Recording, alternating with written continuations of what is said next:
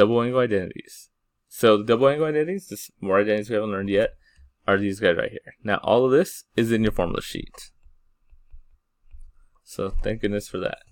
Right, so sine 2x, sine 2 theta, that's the same thing as saying 2 sine cosine. Cosine 2 theta, it's the same thing as saying cosine squared minus sine squared, or 1 minus 2 sine squared, or 2 cosine squared minus 1. Now, this is all in your formula sheet, so we'll talk more about it in a second. I'll tell you right now, when we solve problems, this is what I like to use. That's my favorite. So when I'm solving problems, you see like we do here, I love to use that one. That's the easiest one, it makes common denominators. When I'm doing, like when I'm verifying or simplifying identities, you want to use these guys, because then you can switch it to all sine or all cosine, which will help you the most. So there's 3 of them. They're all used for good things. We'll do a little bit of each. But when I solve, I like to use the basic here. And then if I'm trying to simplify or trying to like make an equation smaller, I would use one of these two, depending on what I need. And then sine's easy. It's just always what it is. Okay, so some of my favorite problems are right here. They say sine of alpha is 3/5, cosine of alpha is negative 4/5. So first thing, step with all these problems, most of these problems, is draw a triangle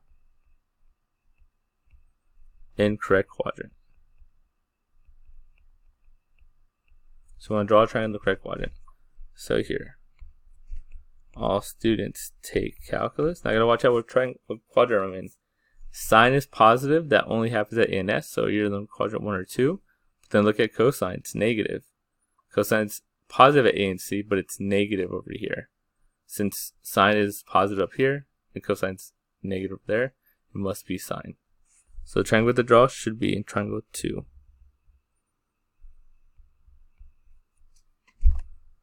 Next, sine, just like alpha, I guess.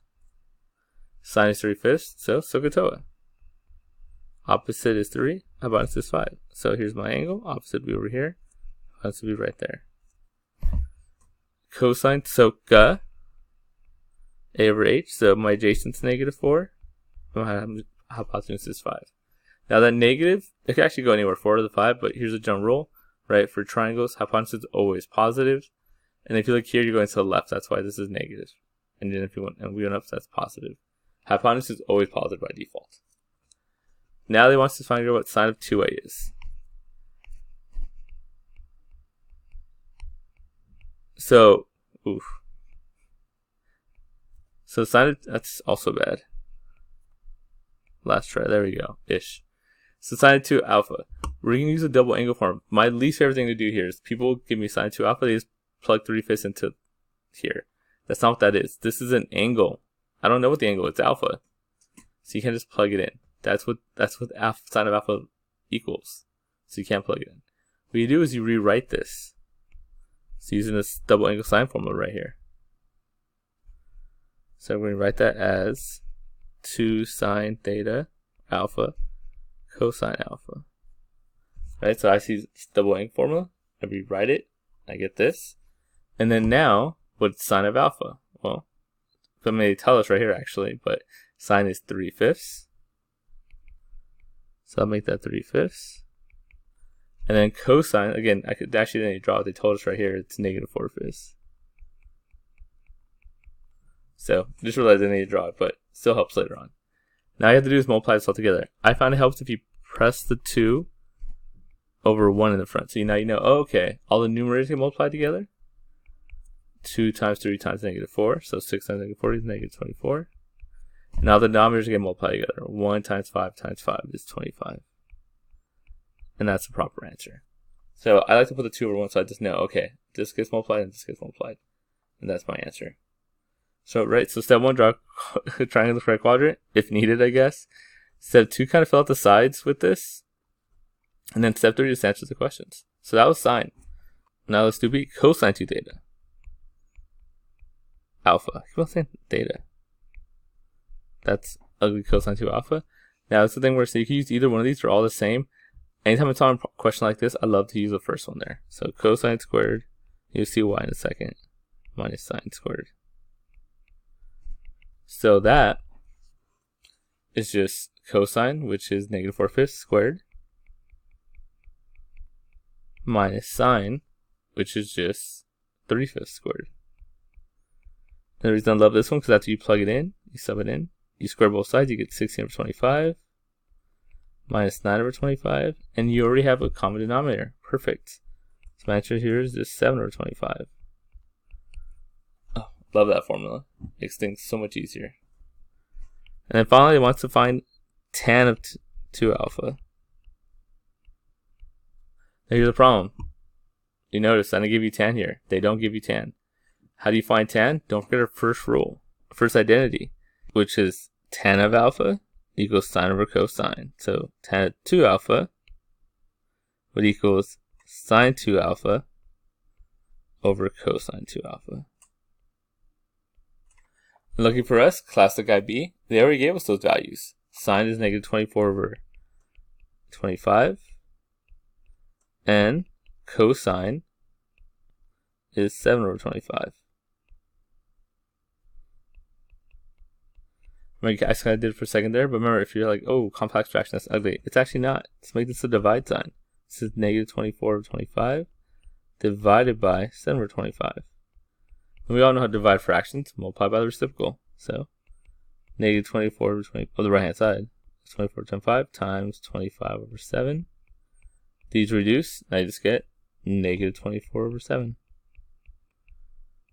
You might think, hey, that's more than 1. Sine and cosine can't be more than 1. Tan can, though. Sine can't. Sine and cosine can't, but tan can. Okay, next one. Same idea, but now they don't give you the cosine. They just give you one thing, sine, and tell you what quadrant it's in. So this is in quadrant 2. It's a fancy way of saying between pi over 2 and pi. So here's 0, here's pi over 2, here's pi. So we know we're in quadrant 2, so let's draw a triangle there. That's alpha. And then it tells us sine is 5 over 13. So SOHCAHTOA, opposite to 5, hypotenuse is 13. So opposite by equals 5, hypotenuse 13. And all I gotta do here is, now you want to find the missing side. So it's a right triangle. A squared, B squared, C squared. And you should know by now, if you see an A 513, it's a rad triple. It's one of the famous ones. A is going to be 12. 5, 12, 13 is a triangle always. So in this case I have 5 and 13, so A must have been 12. So that's 12. Don't forget, we're going to the left there, so it should be negative 12. Anyway, other than that, let's just figure out what sine 2 alpha is. Use the formula. Don't just plug in the thing, that would hurt you. So that is 2 sine alpha cosine alpha. Right, so use the doubling formula. Now figure out what sine is. Sine is SOHCAHTOA, which is opposite for hypotenuse, or they told us it's opposite for 5 over 13. Cosine, so cosine SOHCAHTOA. So adjacent for hypotenuse, that's negative 12 over 13. And if you weren't sure why that's negative, how it's going to the left, you could also just always use the sign chart, right? All students take calculus. So cosine is positive at A and C and negative over here. We're in quadrant 2, so cosine must be negative. If we're in quadrant 2 for sine, but quadrant 2 is positive for sine. All students take calculus. So you're left with this. Again, I'd like to plug 2 over 1, then it's multiply across. So I get 169 over negative 120. And that's the answer to that one.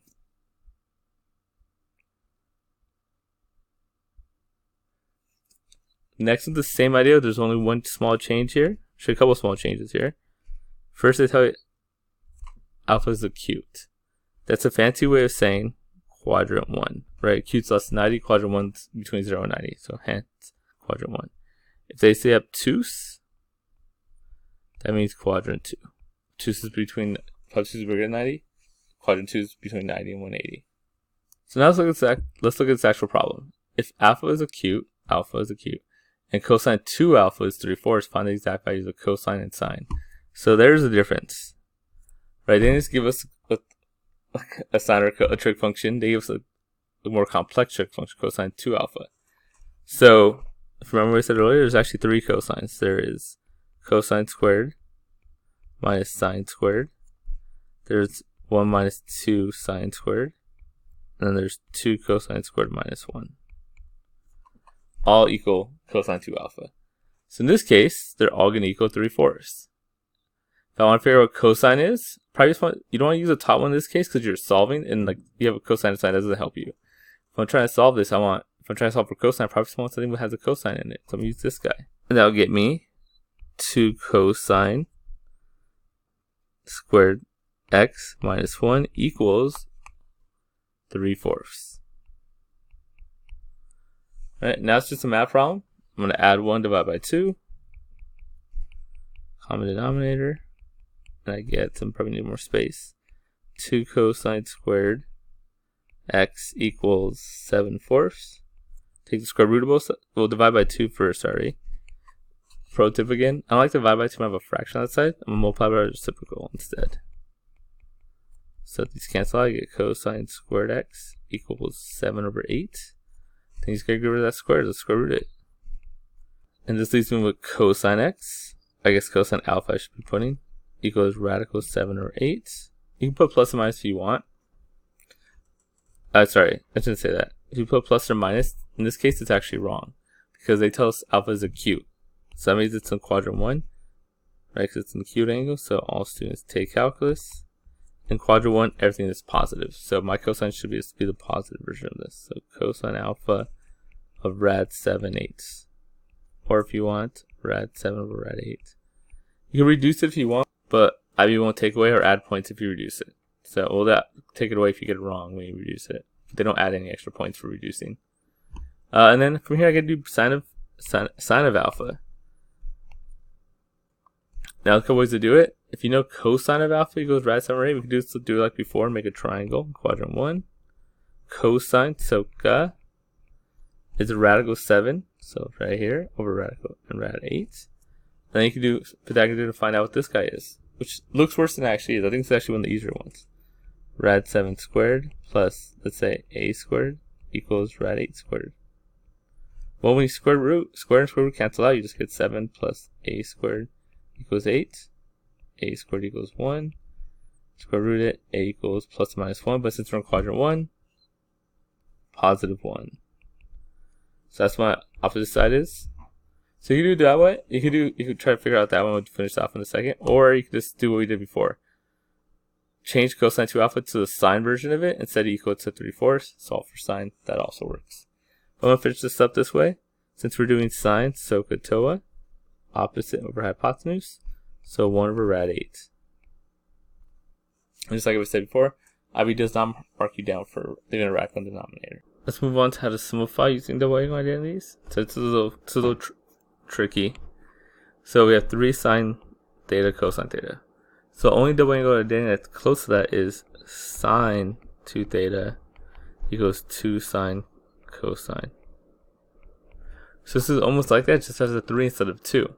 So how do we solve it? We'll also use some math tricks. So I'm going to pull the 3 on the outside. So I get sine of theta cosine theta. So that's good. I still need a 2 right there, but how do you put a 2 right there? Well, math, you can multiply by 1 anytime you want. So I can multiply by 2 right there to get what I want. But right now, I just multiply by 2. I gotta multiply by 1. I gotta also get rid of the 2. So I'm gonna multiply the outside by 1 over 2. So it's balanced. It's like when you have x plus 1 equals 2, and you just subtract 1 from both sides. Or when you complete the square, and you add 4, but then you added 4 out of nowhere, so you also got to subtract 4.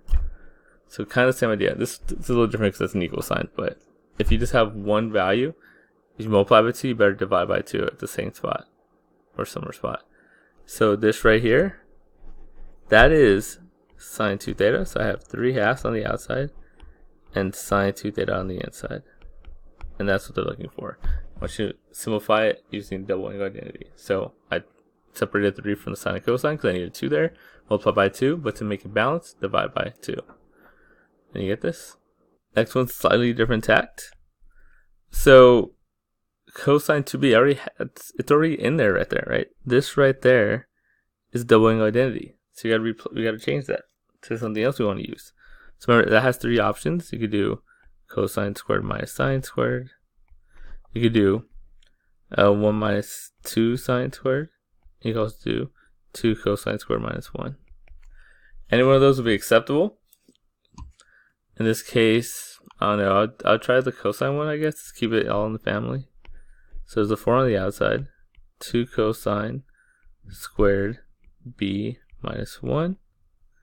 Then a minus 2. Right? This was all this part.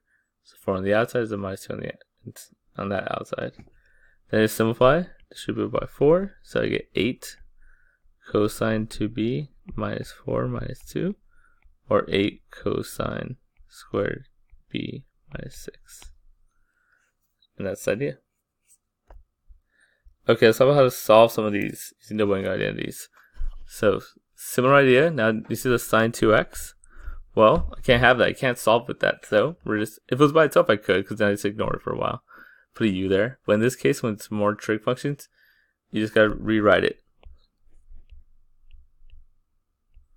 So, sine 2 theta is 2 sine x cosine x minus 2 cosine x equals 0. Right, so all I did was expand that. Sine 2x is 2 sine cosine, left or right alone. And now we do what we do. We factor set equal to 0. So they both have a 2 and a cosine.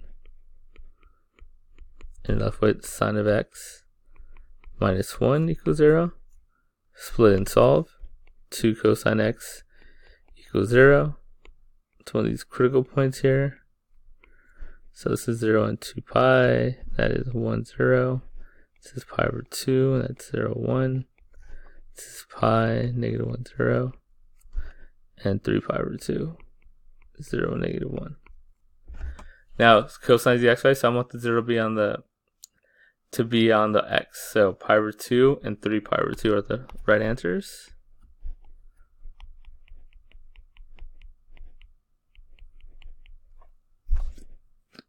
And I still gotta do sine of x equals 1. Almost forgot about that. Sine of x equals 1. Now that's the y value. So I have the same chart. It's at the y values, and it's actually just pi over 2. So I don't add anything. It's just these two values. That's the answer. Let's do a couple more real quick. Again, they want to use doubling identity to show that cosine squared equals this. So first step, I know these both have 1/2. So let's factor that out. 1/2, 1 plus cosine 2 theta. I see factor the 1/2, or so 1 there, so 1 there, cosine 2 theta. Now again, I gotta make it look like cosine squared, not cosine 2 theta. So I gotta think, okay, what does cosine 2 theta equal? There's cosine squared minus sine squared. There's 1 minus 2 sine squared theta, 2 cosine squared theta minus 1. Now, again, all my answers have a cosine in it, so I'm probably not going to do this one because I can't get rid of the sine. I'm not going to do this one because I can't get rid of the sine. That's the winner. So I got to sub that in for cosine 2 theta. I get 1/2. 1 plus 2 cosine squared minus 1. And now my guess is look what we have here. The 1 and the positive 1 and the minus 1 cancel each other out. I just get 1/2. 2 cosine squared theta. The 2's cancel out, you just get cosine squared theta. Like we're supposed to. Okay, a little bit more solving. Last one, and we are done. So same idea, we're going to solve, but for this. Same rule as always, set equal to 0. Because it's a squared, so I'm going to set equal to 0. If it wasn't squared, then if it was linear, then you could set equal to 0. Anytime it's higher than 1, you want to set equal to 0. Now in this case, I can't just factor out a cosine because there's a cosine and a sine.